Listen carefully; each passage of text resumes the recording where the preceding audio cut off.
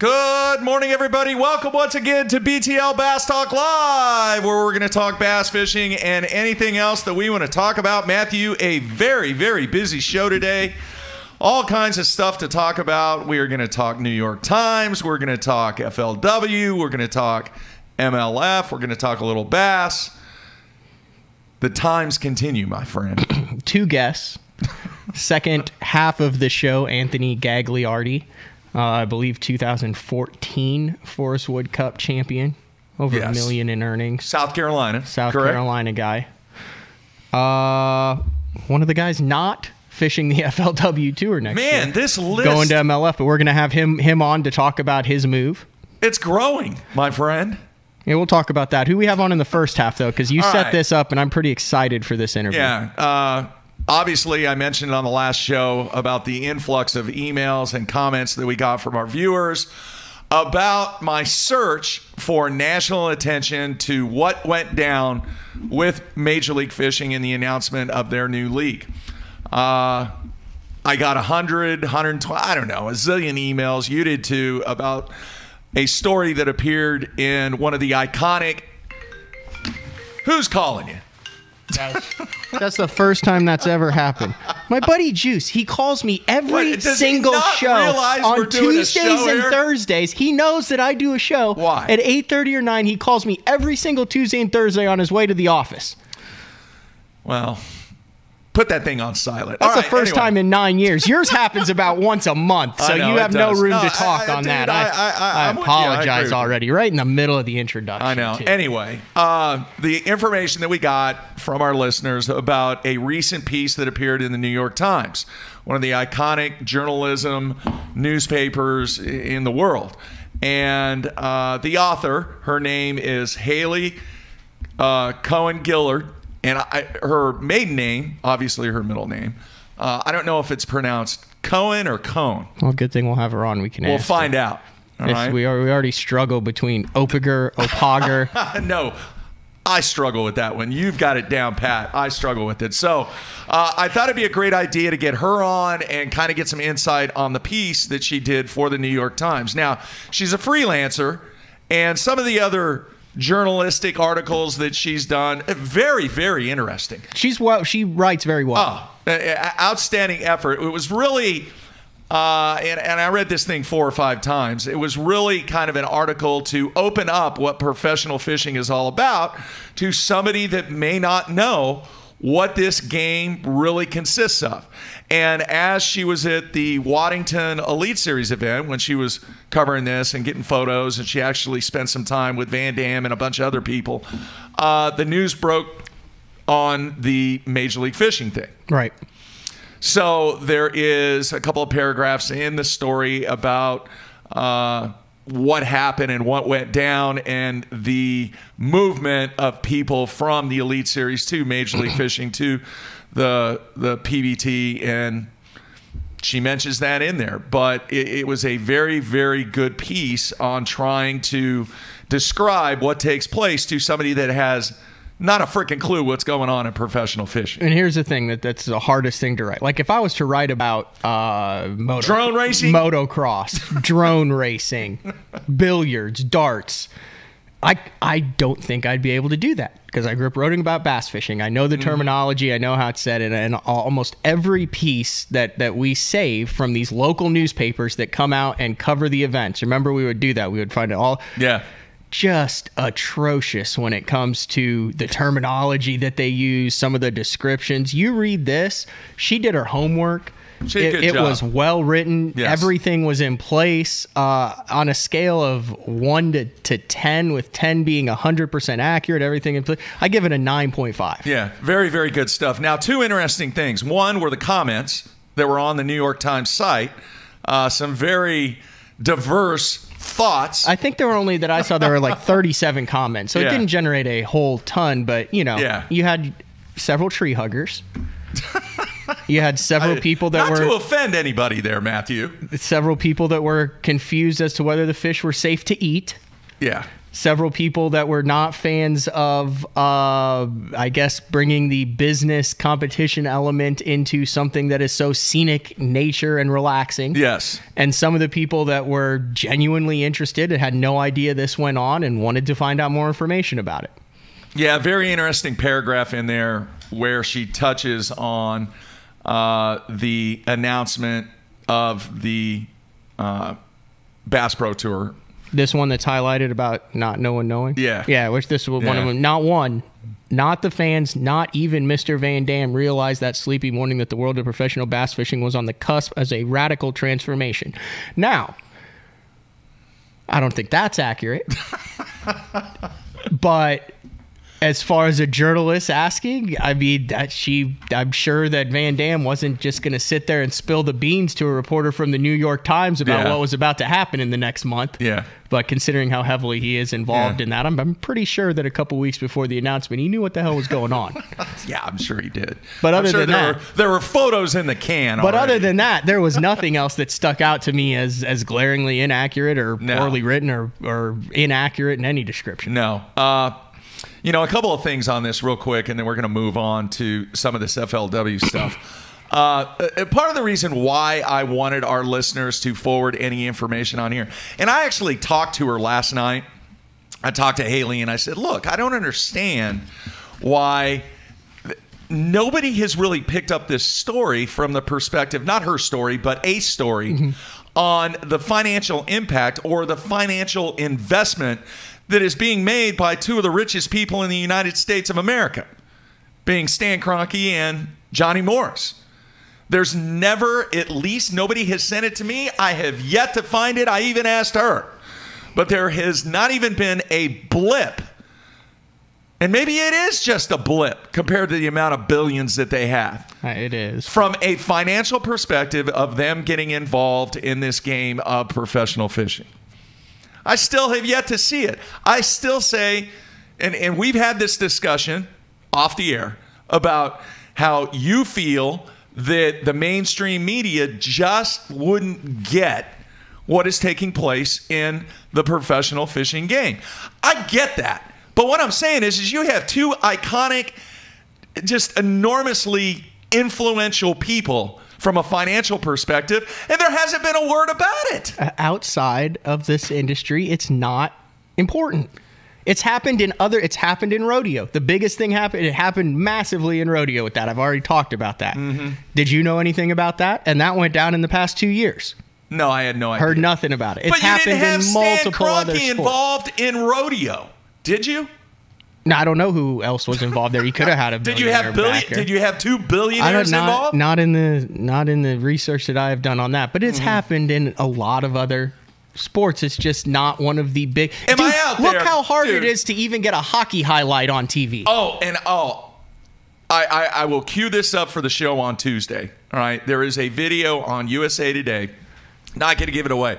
The most impressive post-game celebration I've ever seen. All right. And it came from Russia, of all places. The number 2 exporter of oil. Number 1, actually. Number 1. But do you see what I'm saying? I mean, you have it on, and the hockey, it's hard to get a 20-second highlight of that. So bass fishing is so far down that list. Yeah, it's a billion-dollar industry, multi-million-dollar industry, massive news within the industry, but outside, it's a blip. It's more about the guys that are involved in it now. That's what I'm saying. Why are these guys with billions of dollars getting involved in this industry? But what's also interesting, wasn't this in the business section of the New York Times?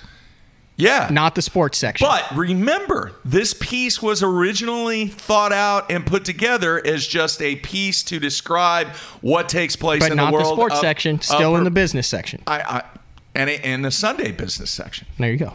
So, all right, point taken. All right, what about this list right here, my friend? You go look at the list of the guys who are making moves. And every morning there's a couple of the websites that are out there that are doing it. I think Anglers Channel's doing it, Bass Fan's doing it. A number of these guys are tracking, the social media movements of where everybody's going. Yes. So go look at those for that, and then we'll talk about it over here.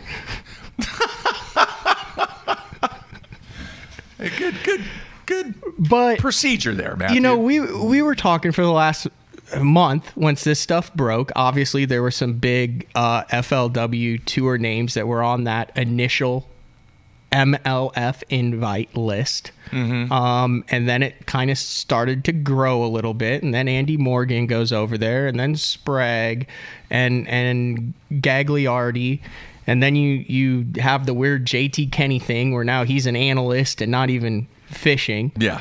And then you start hearing the rumors that the Elite Series is doing a one-time invite to a number of FLW Tour pros. And still through all this, you're like, man, the FLW Tour is the FLW Tour. It's all good. We've said that on this show. They are the most stable. Hey, you come, you pay your money, you play. Here's what you're going to get. Their platform works. And that's what FLW said, too. Hey, we're not going to chase things to compromise the integrity and the longevity of our platform. When we have something that works, they got guys beating down the door of 180 guys last year and probably 170 this year. Yeah. But I wake up this morning, I see on social media, Brandon Cobb, Bassmaster Elite Series, number of other anglers, the Johnson brothers. Yeah. Bassmaster Elite Series. So I've kind of sat down and I put together a list of all the guys who were on FLW last year who it seemed like they were just getting kind of cherry-picked a few here and there. Yeah, Mark Rose was a big loss angler of the year. Some up-and-coming guys, and Michael Neal and Zach Berg, some of those 20-somethings those are lost. But, dude, they've lost a lot of guys now. They're up to over 20. They've lost 5 of the top 10 guys in the 2018 Angler of the Year standings, 10 of the top 20 in the 2018 Angler of the Year standings, and 16 of the Forest Wood Cup qualifiers from 2018, and I don't think the announcements are even done yet. You're talking just in the top 10 in the Angler of the Year from this past year, Mark Rose, Chris Johnson, Cody Meyer, Scott Canterbury, and Zach Burge. Then between 11 and 20, Jeff Gustafson, Brandon Cobb, Michael Neal, Clark Wendlandt, and Matt Airy. They're all gone. Then you have the Cup qualifiers, Jason Lambert starting in 23rd, Andy Morgan, Jeff Sprague, JT Kenny, Justin Atkins, and Corey Johnson. That's 16 guys in the top 37. That is half, just about half, of the guys who qualified for the Cup that are gone next year. And then Chad Morgan, Thaler, Gagliardi, Scott Suggs, the first guy to win the $1 million. James Watson and Britt Myers have also committed to either MLF or the Elite Series. So I kind of talked to you a little bit about before the show. I said, man, when the MLF broke, I said what happened in the Elite Series was like a massive breach of the dam where all the water rushes out of the lake and you go, holy cow, look what just happened to this lake. It's empty, full of water. I said, what's happened on the FLW Tour is the dam is compromised, but it's leaking from the bottom. And all of a sudden you wake up one morning and you go out, walk out, and your dock is dry, and you're going, well, what happened to all the water? Why is the water so low? You're right. You're right, man. What is Morgan Thaler doing? He's going to the Elite Series. Interesting. Second twist on that one, isn't it? Yep. Yeah. Who's the only guy? How many guys have done that? Has qualified for 3 times. He's the only one. Mm-hmm. I heard he's just going to fish the U.S. Opens from now on. Might be a good move. All right. We need to take a break real quick. I do want to announce this before we take a break. We had the promotion that we did for people on iTunes prior to the U.S. Open. Or in between that time between the date that we had in the U.S. Open. And then for our longtime listeners and viewers of the live studio show, I have 2 names. Matthew, these 2 people, their handles, I'm assuming, on iTunes. The first one for the pre, of which we're going to give a $200 tackle pack to. Boone Powell had quite the good review of us on iTunes. And then for the newcomers to the iTunes podcast, David the Fish Hunter. Ooh, I like that. All right. So Boone Powell and David the Fish Hunter, if you will send me an email to mark@bassown.com with your address, I will get you taken care of. And we greatly appreciate all the fans out there listening to us and supporting what we're trying to do here and covering this game of professional fishing. There you have it, Matthew. All right, we taking a break? Hey, real quick, you might want to mention the bracket starts today, right? No, it started yesterday. The second half of the bracket concludes today, where they cut down to, I think they got 12, or they cut down to 6. Well, no, the actual bracket is what I'm saying. They're down to 12 now. Yeah, but they're the second half of the 12. The other half fish. It's just they didn't catch anything, so you didn't hear about it. There were like 11 fish caught all day yesterday. I am really confused. What are you talking about? No. There wasn't 24 brackets going on. No, they got down to 12 guys. 6 guys fish in the first half of the day. 6 guys fish in the afternoon. Today, the guys who fish in the afternoon fish in the morning. The guys who fish in the morning fish in the afternoon. Their weights carry over from yesterday. At the end, by the time it's all done, they'll have the final matches to go for the 3 classic spots, which... That's very confusing. It's not, if you follow it. But so no they one did caught fish it. Yesterday? Yes. They all fished for 3 hours yesterday, then they'll all fish for 3 hours again today, resuming their matches from yesterday. Okay, because what they have on Bass Track are just weights from today, I guess. No, they didn't catch anything yesterday. Nobody caught a fish yesterday. No, they caught fish, but there was no one like, I think Urbanus had like 6 pounds, and that was the most in the session. I'm thoroughly confused with what they have on the website. If you go back and listen to the replay, I explained it very clearly. I understand how it works, but I don't understand what they're doing as far as their bass what they're showing. I'm sure their bass tracks still count yesterday too. What is it? Who's in the lead in bass track right now? Chris Lane. How much does he have? 7 pounds. Yeah. What's it? Who's in second? Gerald Swindle. Yeah. He's got 7 pounds. Yeah, that's including their weights from yesterday. Yeah, but they're only showing Rabanus had 5 fish for 613. Yes, that's what he had yesterday. Okay, so that's what they're doing. They're just totaling the 2. So Swindle had some fish yesterday, and then they're totaling the 2. Well, it'd be nice. It just doesn't have who's up against who on the bass track. You have to go into the blog or watch. Well, no, they have the bracket posted above. Okay. Anyway, all right, we're gonna take a break. Come back with our guest. Talk a little New York Times bass fishing. Everybody, stay tuned. We'll be right back.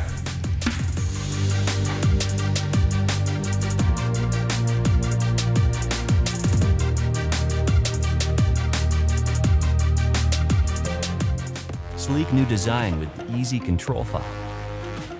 The clearest images underwater with uncompromising range. Live mapping from the touchscreen. View notifications, video, even Google Maps on screen. And for the first time ever, real-time view of fish movements with live sight sonar. HDS Live. New from Lowrance.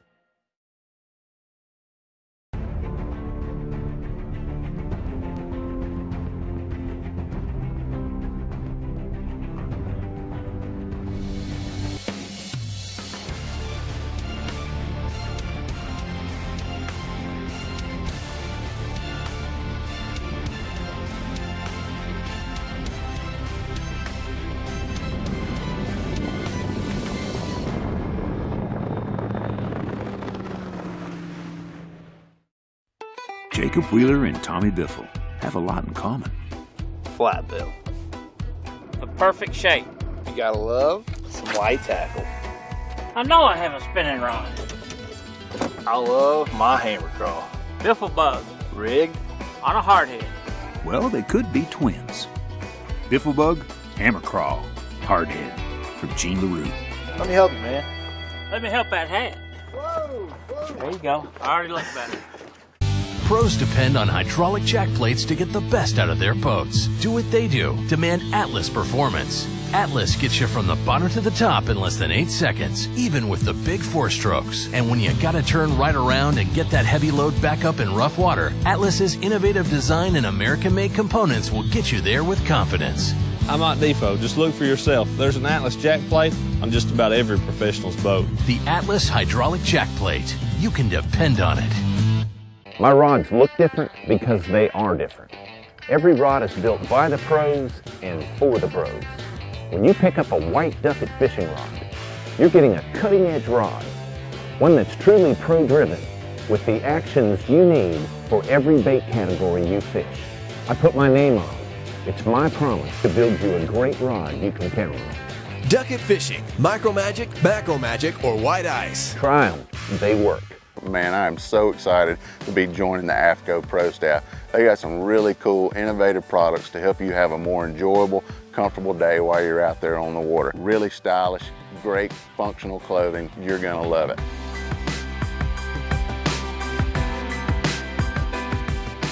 The thing I'm most excited about though is AFCO has pledged to donate 10% of their total profits back to supporting the conservation of our fisheries. And I am all about supporting a company that's about supporting conservation so that we can enjoy our bass fishing for a long time.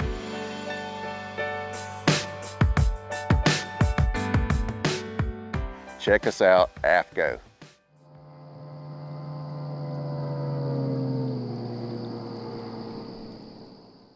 When I talk about Sunline, I think of one word: confidence. Sunline FX2 is what I use for all of my frogging and flipping. S61 braid, which braid plays a big part in fishing line. Shooter, I'm going to use in those close quarter deals like flipping and pitching. One of my favorite techniques in fishing the tournament trail is to fish offshore ledges. We have taken the questions out of the equation. Take my word for it. It works. It works, dude.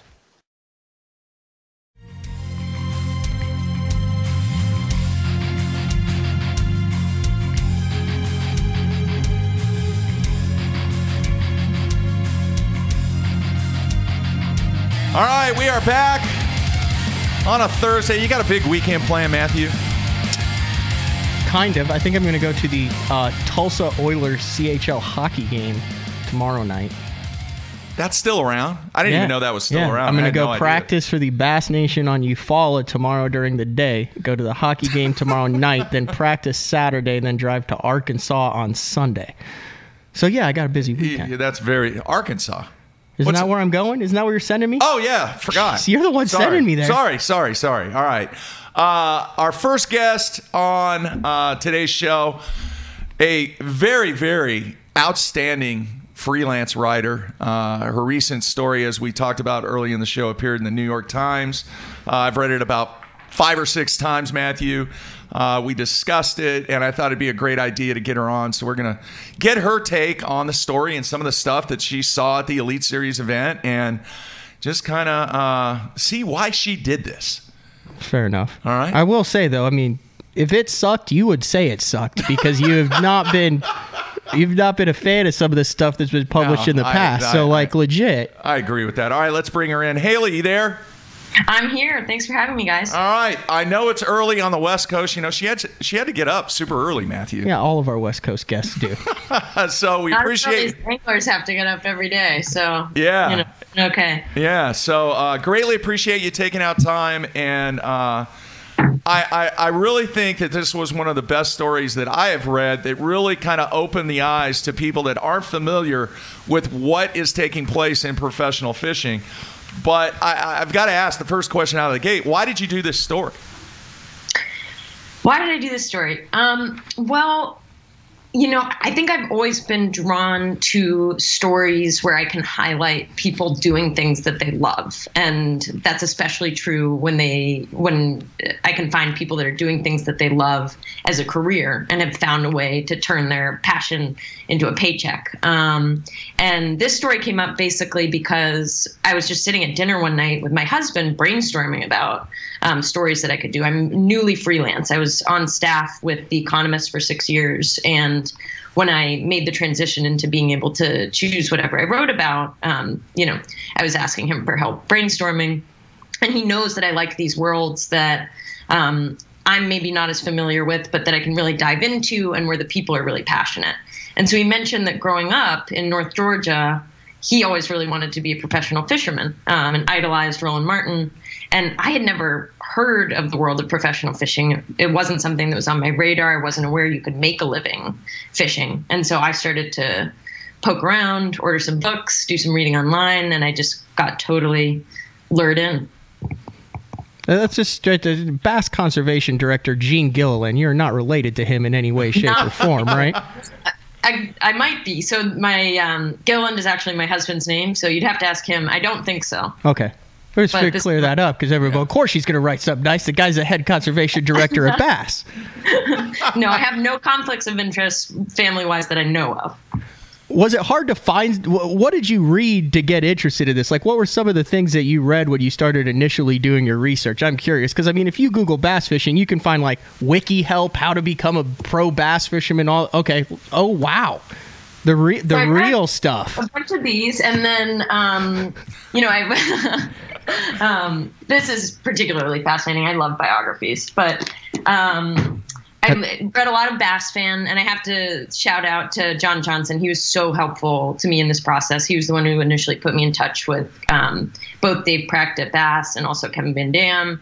And, he wanted to make sure I didn't look like an idiot in this process. So, no, Johnny's awesome, man. He does a great job. He's been in this game for a long time, does an outstanding job. What was that book he gave you? Loose Balls? Yeah, it was about the now defunct ABA and some of the behind-the-scenes stories of the American Basketball Association. He knows his stuff. Yeah, he's a really good dude. Good dude. So how many hours did you have into this before you even went to the Elite Series? Because I was talking to Mark and other guys behind. You probably did like 20 hours of interviews and notes just at the Elite Series over 3 days, not to mention a full day in the boat with Kevin Van Dam. Do you have any idea just hour-wise between the books and all that, how much you got into this article?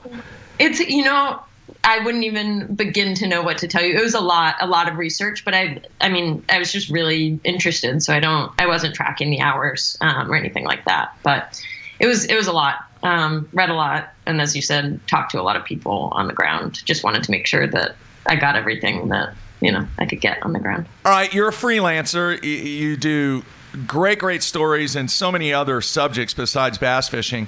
How did this thing appear in the New York Times? Yeah, so I had earlier in the summer gone and talked to the New York Times Sunday business editor, and we just batted around ideas for potential stories, and he told me a little bit what he was looking for, which was meaty stories of importance, but that have some sort of entertainment factor because it's Sunday, and your impulse on a Sunday is probably to toss away anything that doesn't really grab your attention because it's Sunday and you don't have to read the newspaper. And so I started thinking, and when the world of professional bass fishing kind of came into my awareness, I thought that it would be a really good fit just because having done a little bit of research, I realized how lucrative a career it could be for the top anglers, but also there's this tension because it's a pay-to-play sport. And so if you're a rookie starting out, it can be really hard. And you can end up, as lots of people told me, upside down real quick. And I found that tension and juxtaposition really interesting. And so I pitched it to him, and he pretty much immediately loved it. And especially because it's not a subject that has been very widely covered outside of sports media and outside of fishing media. And that was a real mystery to me. I don't know why that is, because I think it's such a fascinating world and there is a lot of money in it and a lot of investment going on currently, but there really hadn't been a lot of very lengthy features in kind of national magazines or other newspapers. There was one in Harper's. I think there was a big one in Sports Illustrated, but beyond that, it was kind of undercovered when it comes to the media outside of the sports world. The Parade magazine with Ski Reese. Yeah, what year was I wrote that down. I think that was like either 2009 or 2010. Ski Reese was on the cover of Parade. And then before that, you got to go back to 2006 when Mike Iaconelli was named one of the top 10 most hated athletes in GQ magazine. So, I mean, we're on like about a decade pace here. Yeah. So this story, when it originated in the whole concept, you went to Waddington and you were really, it seems like to me, you were trying to give the non-professional fishing fan a really good insight on what goes down in the game and at a tournament. And then all of a sudden this news breaks about what Major League Fishing is doing. How did that change things up? And was that something that you were like, oh, I've got to add this into the story? Oh, yeah, immediately. I mean, I think especially I took a cue from you guys and once again from Bass Fan. And as we included in the piece, I think the quote was, unless you've been hiding under a pile of trick worms lately, you probably have noticed that the biggest shakeup in professional bass fishing has occurred. So it totally reshaped the structure of the piece, but we were still very eager to use all the on-the-ground color from my trip to Waddington to illustrate, as you said, for people who might not be as familiar with this world, what goes down in a tournament and paint a picture of the world. All right. Besides, one more question, Matt, and then you can ask one. Besides the stuff that you said in the story, what do you really think about Kevin Van Dam? Oh, he's the nicest guy in the world. I mean, he's a classic Midwesterner.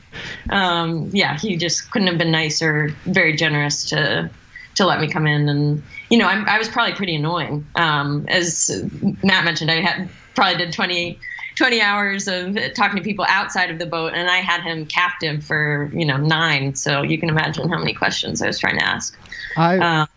Yeah. It was also just so fun. I didn't realize how fast 70 miles an hour on the water is, but my God. And he didn't warn me. So, I had my notebook out. I had my recorder out, which was stupid because what am I going to record? I mean, it was just all wind. But immediately I just had to, my notebook is like a crumpled mess because I had to really quickly basically sit on it and stuff my recorder into my pocket. But beyond that, it was a great day. I actually laughed out loud at the line, a tendency towards zealous winking.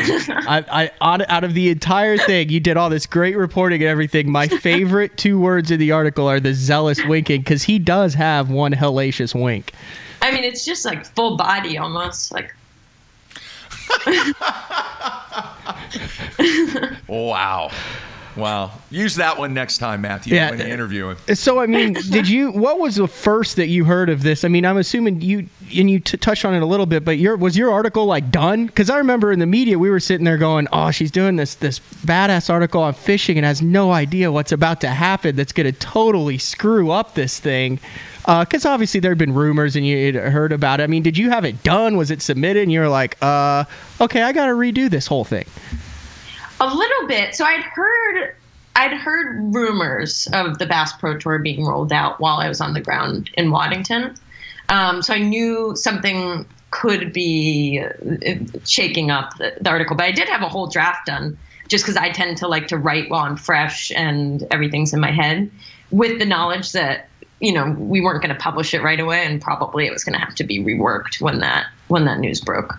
So it was something I was aware of, but I wasn't sure how big a deal it was going to be. I didn't know that so many anglers from Bass were going to jump to the Bass Pro Tour. So I didn't know how much it was going to really reshape the structure, but I knew it was a potential.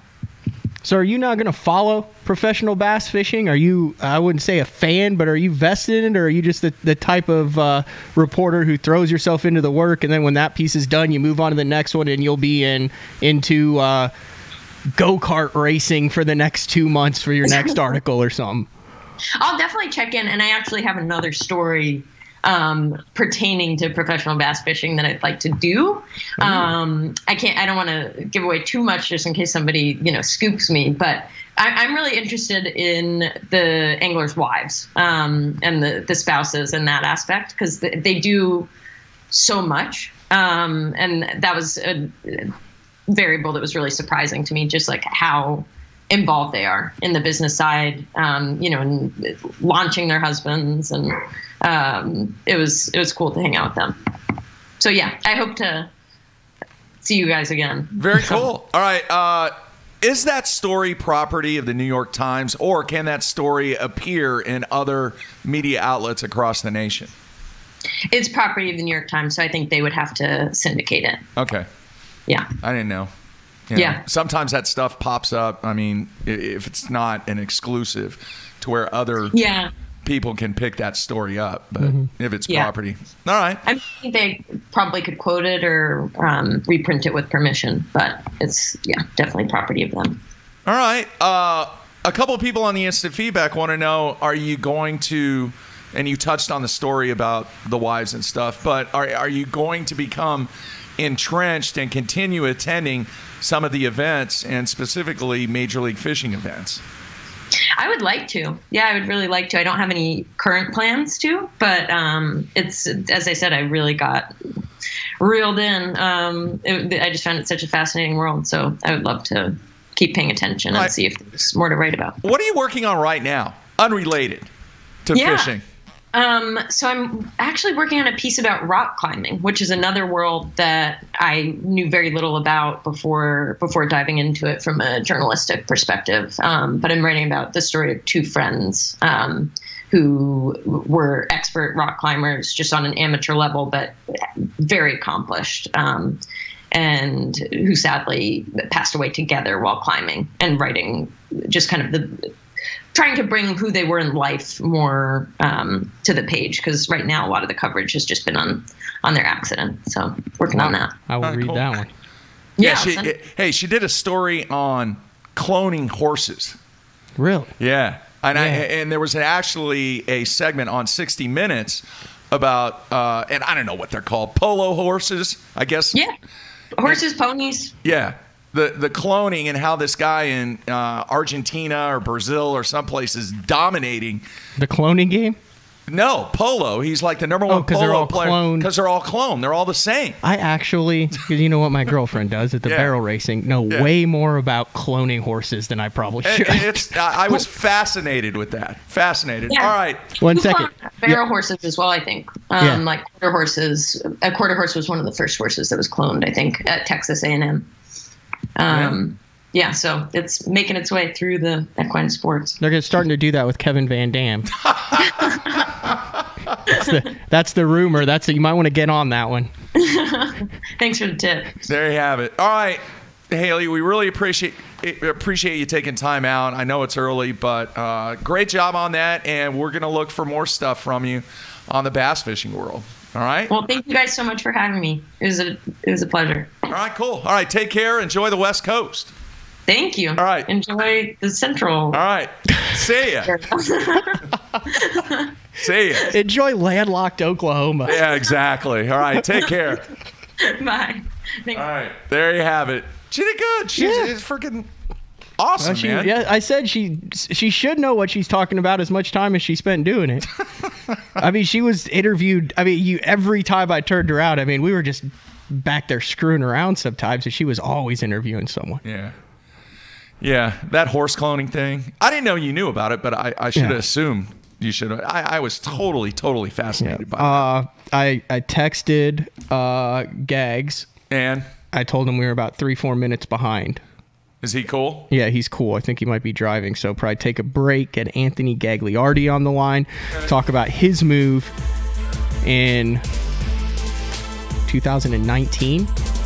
Yeah. I guess he was the 79th or 80th spot there on the I'm not really sure. MLF. I'm losing track. Pro Bass Tour. Yeah.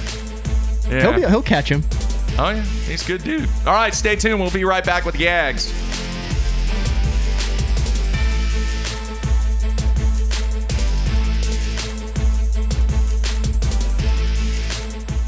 Sleek new design with easy control file.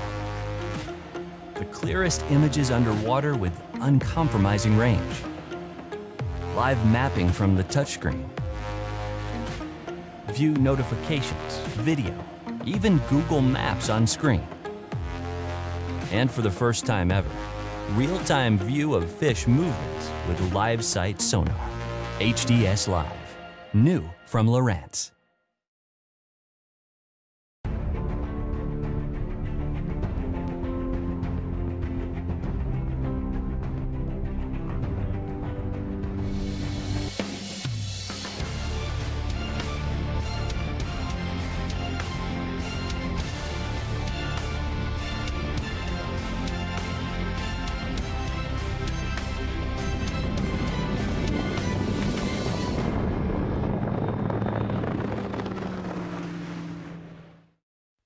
Jacob Wheeler and Tommy Biffle have a lot in common.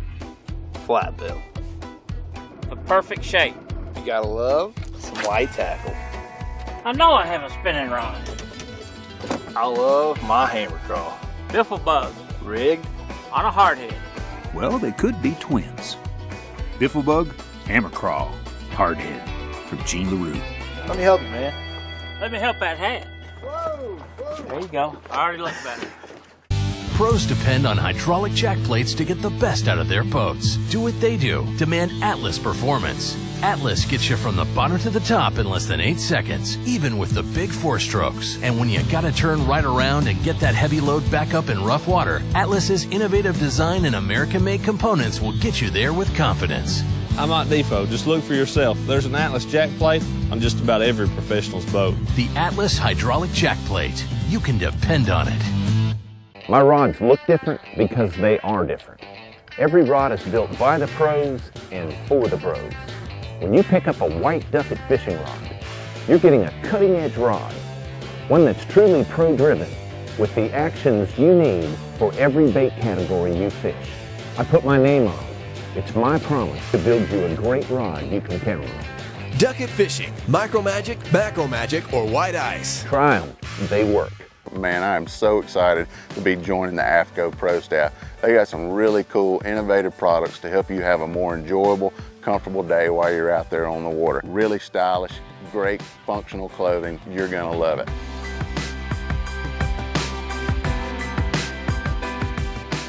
The thing I'm most excited about though is AFCO has pledged to donate 10% of their total profits back to supporting the conservation of our fisheries. And I am all about supporting a company that's about supporting conservation so that we can enjoy our bass fishing for a long time.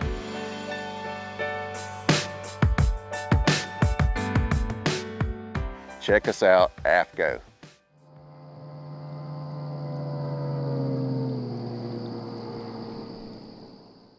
When I talk about Sunline, I think of one word: confidence. Sunline FX2 is what I use for all of my frogging and flipping. S61 braid, which braid plays a big part in fishing line. Shooter, I'm going to use in those close quarter deals like flipping and pitching. One of my favorite techniques in fishing the tournament trail is to fish offshore ledges. We have taken the questions out of the equation. Take my word for it. It works. It works, dude.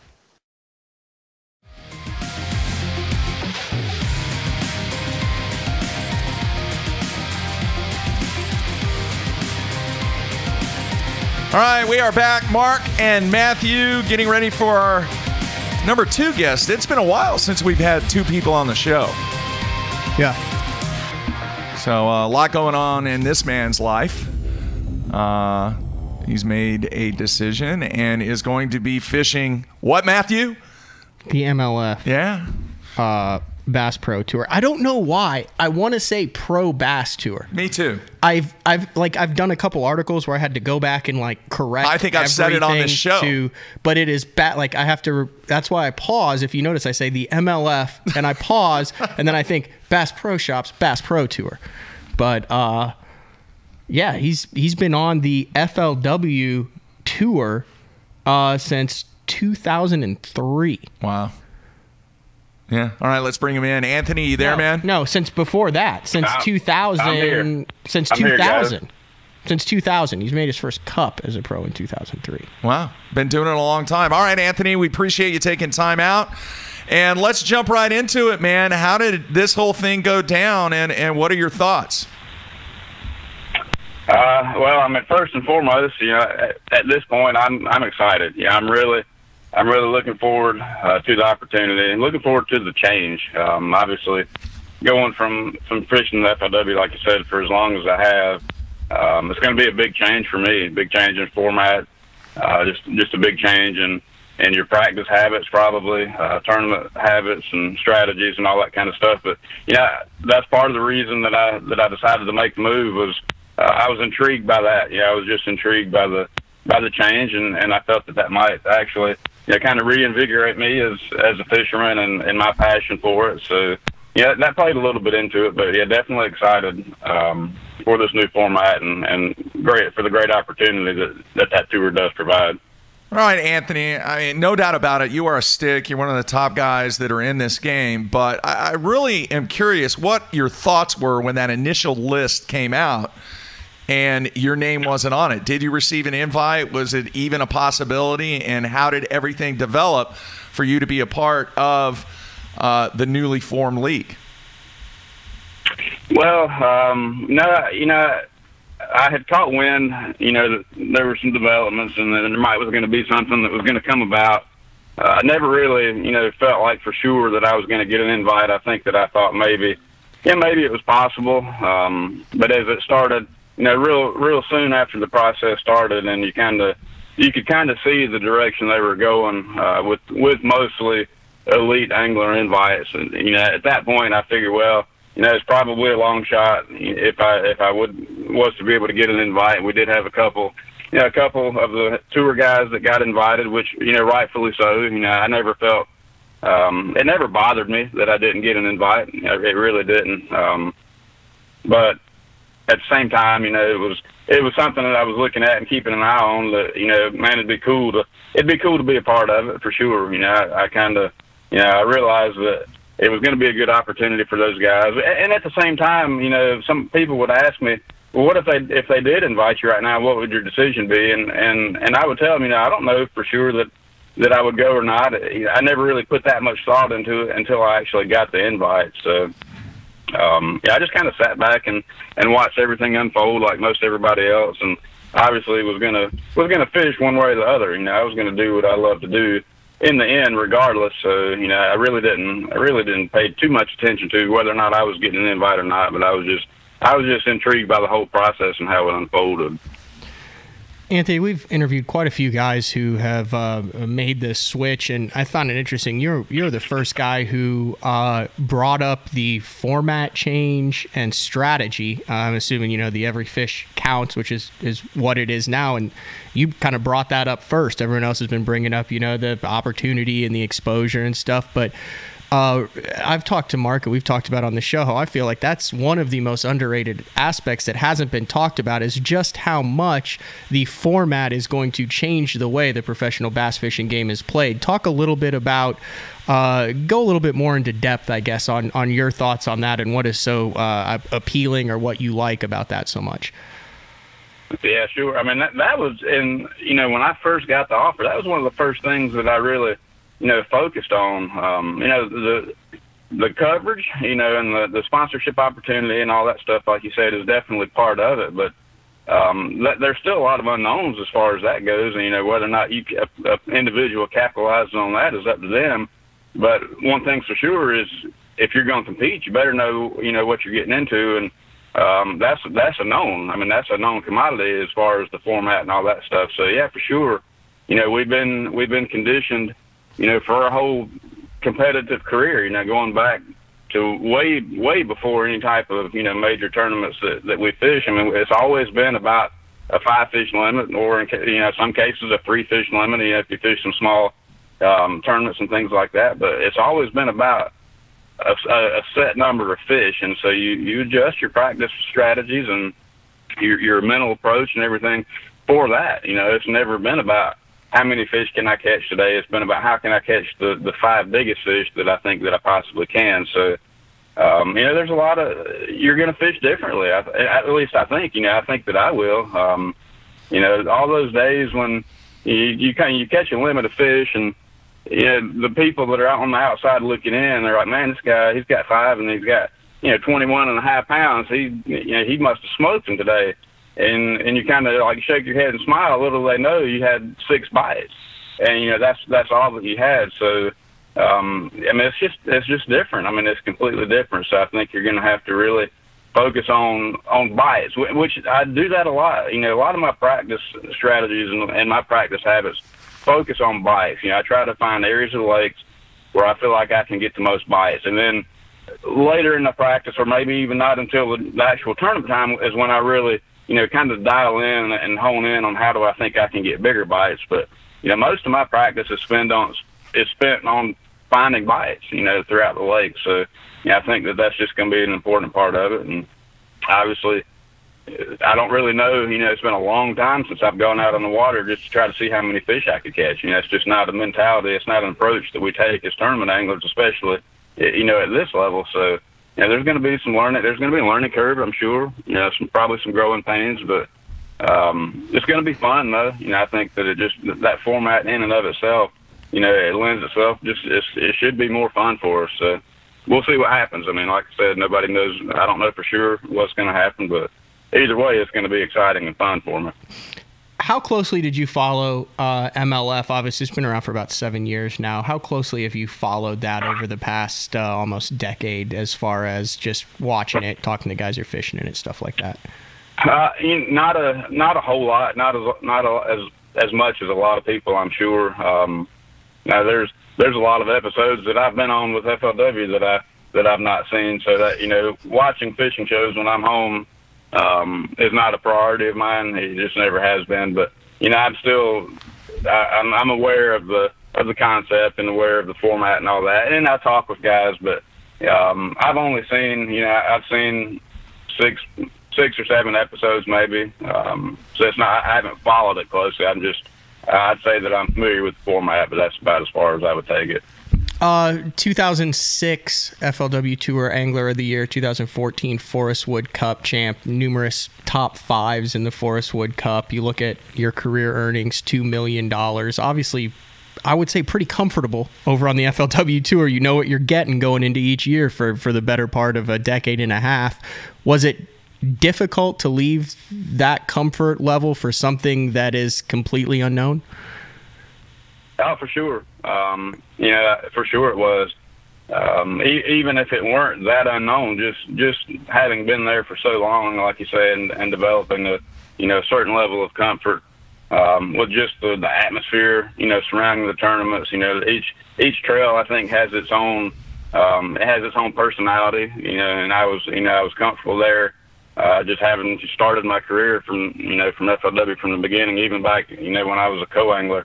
Yes, there was definitely a level of comfort there that I'm giving up, as I push on into something else with a lot more unknowns. But like I said, I think that can be a good thing. Sometimes change is good. I finished up the year in really bad fashion this last year. Was really disappointed, and that started off really well, in 2018, and just kind of slid off the face of the planet there in those last several events. So I don't know, maybe. Just looking back on that, and then now having this opportunity, I think maybe it came at just the perfect time, and the change would be good for me, and kind of, like I said, renew my, not that I don't still have a passion for the sport, but it just last year left a really bad taste in my mouth. So this is kind of a really good way to just kind of wring my hands of that and start with a fresh start for next year. All right. Great stuff there. One question that I want to ask is, and it's totally unrelated to Major League Fishing or anything like that, the hurricane. How much impact has the hurricane had on the lakes there in South Carolina, or do you even know? I would say not a whole lot. The two things that would first come to mind, I live obviously on Lake Murray, and even with all the rain that we've had, we're low. We're in the middle of a scheduled drawdown. So I would say Murray is in the neighborhood of 4 or 5 foot down right now. It's going to drop a few more feet. So all the hurricane effects were pushed out of here in a matter of days because they were letting our water out before it even hit. So I would say zero impact on Lake Murray. I will say I went up to Clemson a couple weekends ago with my son for a baseball camp, and Hartwell's really high. It's full, which is not normal this time of year. Hartwell fluctuates a lot, and they spend a lot of their time in low water conditions, but it was really full. So if anything, I think maybe the lakes around here, they probably have a little more water in them on average compared to what they would this time of year. But up and above that, I would say there's probably no more effects. I think any amount of dirty water or stained water that pushed into some of the lakes has probably been flushed out by now, and so everything's in good shape, I would say. I'm just thinking, you mentioned a bunch of those blueback lakes, and you go back to your Cup win and Atkins Cup win. Can you imagine what an MLF Tour event's going to be like when they go to a blueback lake and they're out there over at schooling, and you're seeing all those fish, and you're just not like, oh, I gotta get 5 to bite, but all those ones that are boiling and chucking the herring up in the air and stuff, that's going to just be absolute chaos, because you're like, oh, there's 4 pounds, there's 3 pounds, there's 5 pounds. Yeah. That's going to be crazy. Yeah. Looking back at just the Cup last year on Murray, well, I say last year, 2017, that's how it was already with me. Anytime you put me around fish that are schooling, which is my absolute favorite way to bass fish, my nerves they're all over the place. And so if you couple that with the MLF format, I truly can't imagine what that would be like, but I certainly would like to would have the opportunity to be sitting out there with those fish schooling like that in one of those events. There's no doubt about it, but rest assured it would be nerve-wracking, no doubt. All right, last question, Anthony, and then we'll let you go. I'm really curious with everything that's going to go down in 2019, would this be probably the most excited that you've been looking forward to a tournament season? You've done it for so many years, but how excited are you for 2019? For sure. There's been some years where I was really pumped up when the years, obviously, that the Cup was coming to Murray or something like that. You were more looking forward to just one specific event. But I don't think I've ever been this excited for a whole season to get here. Just because there are so many great fishermen, in that field. And that's another thing that you're going back to a couple of earlier questions. I really sat down and thought about it. I don't know if a lot of people have. I'm sure they have, but it's going to be really difficult to cash a check in this thing. I've never seen such a strong group of fishermen collected. I mean, you really have taken basically the 80 best fishermen on the planet and assemble them all together. So, there's a competitive part of me that is excited for that. Just to be able to, to look and say, look, I've had a successful career, but this is really going to test one's ability to compete at a high level consistently, and I'm super excited for that. I think just bass fishermen in general are extremely competitive by nature. This tour is going to bring that out in everybody. At the same time, though, I kind of feel like there's a big sense of camaraderie, with all these guys. And so I'm looking forward to that aspect of it as well. Everybody. I think everybody's kind of pulling for everybody as they embark on this new adventure, and everybody wants it to succeed, and they want the guys that are in there with them to all share in that. So I mean, you got a huge level of camaraderie, but there's also going to be some competitive egos out there, and people wanting to win and showcase their talent against the best in the world, and it just you add all that up, and it just is. I mean, it's truly my most exciting off season that I've ever had, and I'm ready for it to begin as soon as it can. All right, I forgot. There was one question I did want to ask. Can you elaborate or talk about, are your sponsors in full support of this move? Yeah, absolutely. Everyone that I've talked to has fully supported me. They're excited about it. There's a huge buzz within the whole bass fishing community, but specifically, in that side of the industry, the sponsorship side. I mean, they see the potential that's there, for them to be able to grow their brands with us, and so they're definitely excited. Anytime they can have an angler that's going to be shoulder to shoulder with the other best anglers in the world, and it's going to be the focal point of the industry. There's so many fans out there that are so interested to see what's going to happen. I think that the sponsors, if anybody recognizes the potential there, I think they're the ones that do. So all my sponsors have been really, really supportive. They're ready to get this thing rolling, and they're going to be behind me 100%. All right, Anthony, man, best of luck to you. We appreciate you taking time out. And, this is going to be very, very exciting to see how this thing plays out, because there are a bunch of sticks in this thing. Yeah, absolutely. I appreciate you guys having me. All right, man. Take care, Anthony. It's good stuff. There you have it. Dude, I was just going over the list. You realize on the Elite Series, so they signed this deal for Waddington for the next 3 years, right? Yeah. They came out with that. Yep. Well, they left Cliff Perch and Chad Pipkins, who are like studs up there. Then they add Chris and Corey Johnson, who like dominate that. Then you've got Gussie, who's up there. You've got Jamie Hartman coming off of a medical exemption, who owns that stretch of river. Yeah. That's going to be like an insane tournament. You basically bring over all the favorites. The favorite comes back, and you still have two of the favorites. Yeah. That'll be a heck of a tournament to watch going on now. Yep, 3 years, too. Yeah, and day by day, the Elite Series is looking up. Improving. I would definitely say it. I think there's over there, and I think they got a little over 30 that are committed there. Obviously, the Bass Pro Tour has all 80 of their guys now, and I don't think FLW have any issue filling slots. They're already going to cut 35 guys off of it. They're going to be fine. I'll tell you, here's what's interesting, and this is what FLW, I think they're going to be able to hang their hat on. They have the best schedule in 2018. Well, we haven't seen the MLF schedule yet. Right, but there's 5 or 6 of those tournaments that will take over 80 pounds with the potential to break 100 in 3 or 4 of those FLW Tour events. I would not say that until we see the I'm MLF just saying schedule. It's hard. The MLF schedule, in order to compete with the FLW schedule as far as the wow factor, is going to have to be very comparable to the FLW schedule, because you look at when and where they're going, and it is we said this before any of this stuff went down, it is one of the best schedules in the past 2 decades. I agree 100%. All right, Tuesday, it's finally going to happen. The Manifesto, 60 minutes. That's all you, because I won't be here. Oh, you won't? Because you're sending me to Arkansas, dude.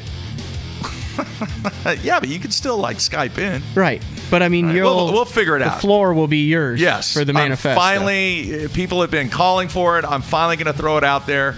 And there's a lot of ifs. That's the only thing I don't like about it. There's a lot of ifs. But if certain things take place, this would really, really rock. All right. And then, are you going to try and get Brody on? You working on that? We'll do that. You want to do that for Thursday? Yeah. We'll try next Thursday. Former Elite Series Pro. I'm about to sneeze. That's why I paused right there. I did the old nose grab and it worked. Yeah. And eBay extraordinaire, Brody the Lake, Brent Broderick, been saying some interesting things on social media. Sent us a message. I've been texting with him. Want to get the dude on, see what his thoughts are about possibly inviting former Elite Series anglers back. I think he said the fact that some of them didn't get an invite yet was a throat punch. Yep. So we'll get him to chat and see what he's been up to. He's always been a great interview, always a super positive dude. Hadn't talked to him in a couple of years. Yeah. So great to hear from him. So we'll see if he can come on next Thursday. All right. Anything else? I got nothing else, dude. We're right on time. I'm trying to... I went too long. We went too long. I messed that one up with the music. Sorry. I'll take the blame for that. You didn't cover for me. All right, I want to thank Hayley Cohen Gilliland for coming on. If you haven't checked out the story in the New York Times, check it out. You just have to go to the Google machine. Yeah. Google New York Times bass fishing. It's the first thing that pops up. 3 or 4 down, there's a delicious recipe for striped bass from the New York Times. That is not the link. Not the link. And then Anthony Gagliardi, wish him the best on 2019 with the Major League Fishing adventure. All right, one last thing. Brian from Lake Norman, Yeti, their IPO is today. He's keeping me informed. Below price of $18. It's not $16.50. So go out there, jump after it. Dude, it was a bloodbath yesterday. Did you know that? In the markets. The NASDAQ was down almost 320. The Dow was down 650. Hopefully it's coming back this morning. I haven't even looked yet. I was not aware of that. That's not a concern of yours, is it? Not at this time. All right, Manifesto on Tuesday. Hopefully Brody on Thursday. We will keep you posted. Everybody continue giving us feedback on iTunes, and we'll be back on Tuesday. Everybody have a very safe weekend.